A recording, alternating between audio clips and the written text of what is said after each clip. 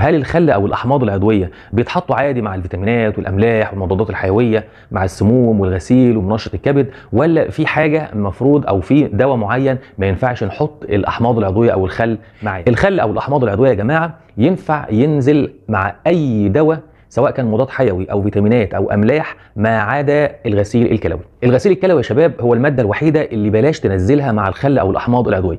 طبعا انت لو بتربي في تربيه منزليه 50 و100 كتكوت اساسا انت نادر لما بتستخدم غسيل كلوي، لكن كلامنا هنا بقى مع الناس اللي بتربي في 500 و1000 و100000 اللي شغاله غالبا بالاحماض العضويه. الغسيل الكلوي بلاش ان انت تنزله في نفس التانك مع الاحماض. ليه؟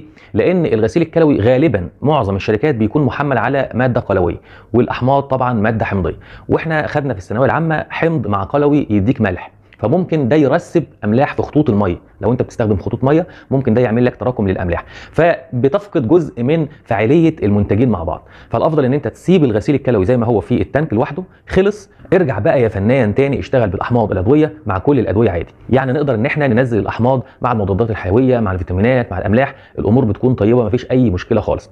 وكمان فوائد الخل او الاحماض العضويه كتيره جدا لا حصر لها، مهمه جدا لفراخ التسمين علشان تزود الوزن، تنشط المناعه، ترفع معدل التحويل، تقلل النشاط البكتيري، وتحافظ على الجهاز الهضمي بيعمل بكفاءه، لان البكتيريا النافعه بتعيش في الوسط الحمضي. فانت لما بتحمض الميه سواء بالخل او بالاحماض العضويه بتساعد ان عمليه الهضم دايما تكون كويسه، وده بيزود وزن الفراخ على المدى البعيد. يعني بتحصل على وزن كويس باقل كميه علف تقدر ان انت تاكلها لفراخك.